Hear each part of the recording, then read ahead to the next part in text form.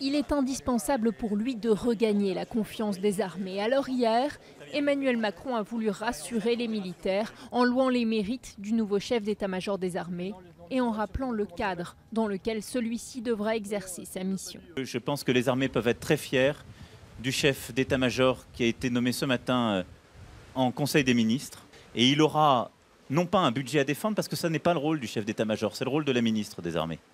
Il aura des troupes à conduire, des opérations à mener, une stratégie, des capacités à défendre et à proposer au chef des armées qui est le président de la République.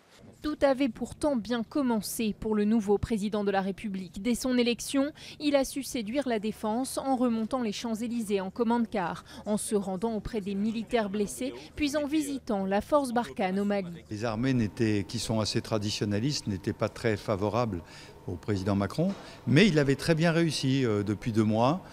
Toutes les images données étaient bonnes et les militaires avaient eu un très bon contact avec lui. Mais le discours du 13 juillet, le recadrage du général de Villiers par le président Macron marque le début d'une crise sans précédent. Jamais un chef d'état-major des armées n'avait démissionné dans la Ve République. Ce qui a ressemblé à de l'humiliation va profondément toucher la communauté militaire qui, d'abord et avant toute chose, a besoin de considération.